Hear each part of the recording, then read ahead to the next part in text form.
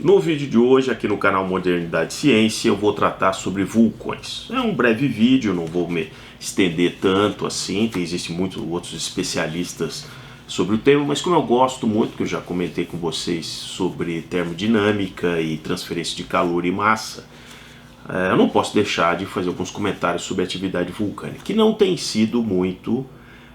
não tem tido muito espaço na mídia. Eu vou explicar para vocês por quê. Então, quem está chegando aqui no Modernidade e Ciência, eu sou o Paulo Bittencourt, o canal que se propõe a fazer toda uma análise sobre algumas questões da ciência e fazendo sempre também um link com a questão sociológica. Então, se você gostar, já se inscreva aqui no canal, também deixa aí o seu joinha, que ajuda sempre aí na divulgação.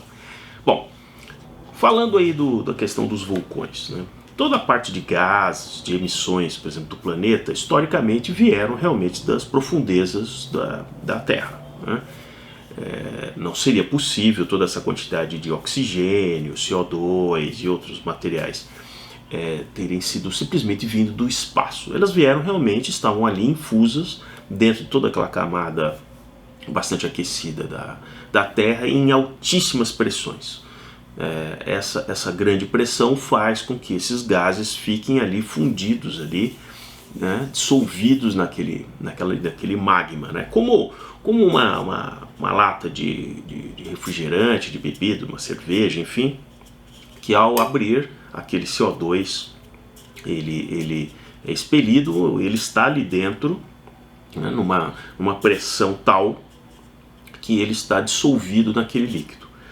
Tanto é que num voo, né, em qualquer voo que nós estejamos, ao pedir uma bebida, ao se abrir essa recipiente, nós percebemos rapidamente que as bolhas, aquelas bolhas que se formam ali, porque a pressão diminuiu, a pressão tendo diminuída, aquele gás já não fica dissolvido no líquido, ele passa a virar realmente gás e ele começa a sair daquele líquido. Por isso que em voos, todos esses líquidos gaseificados, eles perdem aquilo muito mais rapidamente que se nós estivéssemos na mesma temperatura, mas no nível do mar. O magma e aquilo que está dentro da câmara magmática de um vulcão é a mesma coisa, ela está sob uma tremenda pressão, apesar de que naquela temperatura tudo aquilo deveria se vaporizar. E à medida que aquilo começa a subir, a pressão vai diminuindo, e vamos dizer que 1 metro cúbico de lava contenha, por exemplo, 5% de água que estava ali fundido dentro daquela massa. Com a diferença de pressão para menos, aquela quantidade, aquele volume de água pode mudar ali de 1 metro cúbico para 600 metros cúbicos em alguns casos, por exemplo. Isso faz com que o magma comece a ter um volume cada vez maior, ele se acelera, fica mais fluido e aí ele vaza na boca daquele vulcão. Pode ocorrer em algumas situações em que essa fluidificação do magma, esse extravasamento do gás é tão violento que ocorra uma explosão. Então a erupção pode ser uma erupção explosiva. Por que eu estou falando sobre isso? Já há um mês nós temos ali nas Ilhas Canárias um vulcão que está em erupção, não de uma maneira explosiva, mas de uma maneira de jorrar lava continuamente. Se imagina que por pelo menos 2 a 3 meses ele vai continuar expelindo essa lava. E por que a mídia em geral, apesar de noticiar que isso está acontecendo, ela não dá um enfoque tão grande assim sobre isso? Aliás, nas Ilhas Canárias ali, que elas estão próximas ali daquela gigantesca falha tectônica, né, que separa a América da África, e ela vai bater até ali na Islândia, por exemplo. E é interessante que no mesmo momento que esse vulcão ali nas Ilhas Canárias está em erupção, na Islândia surge um novo vulcão. Em poucos meses se formou um novo vulcão que está também expelindo lava e fumaça, e o Etna ali na Sicília também vinha aglomerando uma série de pressões e aumentou as explosões e expelindo do lava. Então nós temos pelo menos 3 vulcões perto da Europa em grande atividade, né? E por que não se dá tanta atenção? Porque é um tanto quanto desconcertante. Exatamente no momento que vai se reunir ali todos aqueles especialistas na COP26, falando das questões antropogênicas, de emissão de CO2, você tem esses vulcões expelindo uma quantidade gigantesca, por exemplo, de CO2, além de outros gases, como gases sulfídricos, nitratos e assim por diante. É claro que em algumas matérias se diz que se você somar as emissões de CO2 de todos os vulcões do planeta em um ano, é 150 vezes menos do que a atividade humana. Eu queria ver realmente esses cálculos com mais profundidade. São só agora, o que normalmente essas matérias não mostram é que a tal atividade antropogênica, que pode ser ali entre 20 a 30 gigatoneladas por ano, não é nada perto a quantidade de CO2 dissolvido nos oceanos, que são ali 71% da superfície do planeta. Com o Sol maior ou menor de intensidade, uma quantidade que pode chegar ali a 200 gigatoneladas por ano sendo bombeadas de um lado para o outro, né?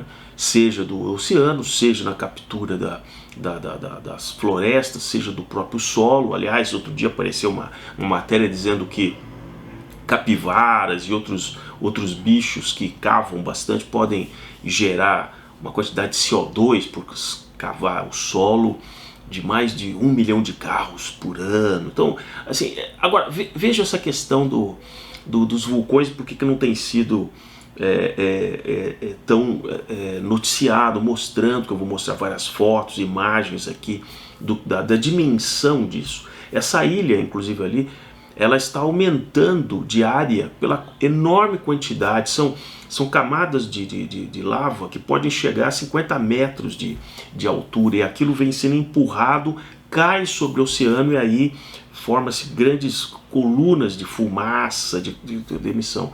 Veja que em matérias onde diz que a emissão dos vulcões é menor, só que também não leva em conta que essa lava, por exemplo, já destruiu centenas de residências, de árvores, de vegetação. Ali também está queimando.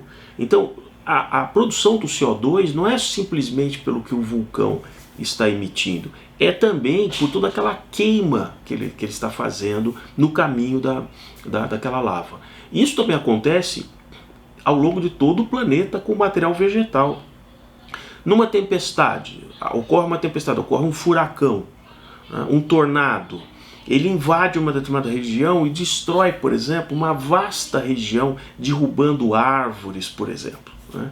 Aquelas árvores vão estar mortas, e naquele processo ali também vai sair metano, vai sair CO2. Então vejam que a dimensão do planeta, a dimensão de eventos, né, meteorológicos, terremotos, podem ser muito maior do que simplesmente a atividade humana, né, concentrada em cidades, produzindo, por exemplo, queima de CO2. Esse é um grande desvio de quantidade. Mas existe, é claro, todo um interesse para que se considere o aquecimento global como origem antropogênica, né? Eu ainda vou fazer um vídeo em breve só sobre um estudo aqui sobre a Groenlândia, tal da Greenland, que eu já comentei em alguns outros vídeos aqui. E eu gosto muito de ir atrás dos números, né? Coisas, por exemplo, como diz assim, não, mas existem 3 km de espessura de gelo na Groenlândia, numa área de 1.600.000 km². Eu comecei a investigar, falei, não, mas existe realmente um monte, um pico na Groenlândia de 3.700 metros, né, um ponto culminante mais ao norte da Groenlândia, mas como que se diz que a espessura de gelo é 3 quilômetros? 3 quilômetros, sendo que existe um pico que tem ali 3.700, né, metros de altitude, mas será que em toda essa região Então esse monte deveria ter muito mais alto, porque se tem 3.000 metros de gelo cobrindo, a gente consegue identificar que tem um cume de 3.700 metros, 3 quilômetros de gelo por 1.600.000 quilômetros quadrados. Então a Groenlândia, ela tem 2 milhões, por volta de 2 milhões de quilômetros quadrados, né? Quer dizer, a área total da Groenlândia tem uma camada de gelo de 3 quilômetros. Mas por que isso? É para justificar a quantidade de água jogada, né, derretida ali, apesar de que se sabe que o gelo no inverno é recomposto porque neva nessas regiões, né, o ar, as correntes de ar levam umidade que se precipita em formato de neve ali no norte da Groenlândia. Então é um ciclo anual que se repete. Se ela vai derreter ou não, isso, sinceramente, tem muito pouco a ver com a atividade antropogênica. No passado, como eu já comentei, a Groenlândia tinha muito menos gelo do que tem hoje, 1000 anos atrás, sem atividade antropogênica relevante.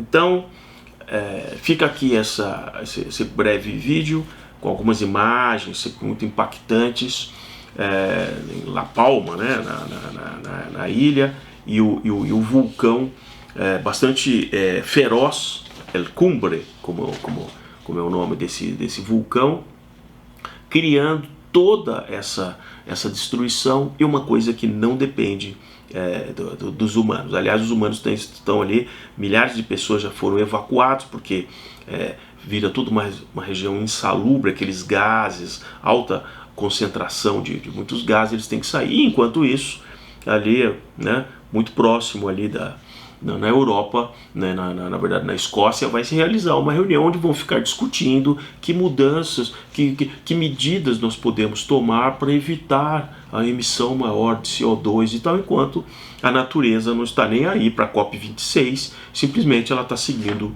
o caminho natural dentro aí da geologia, da geofísica do planeta.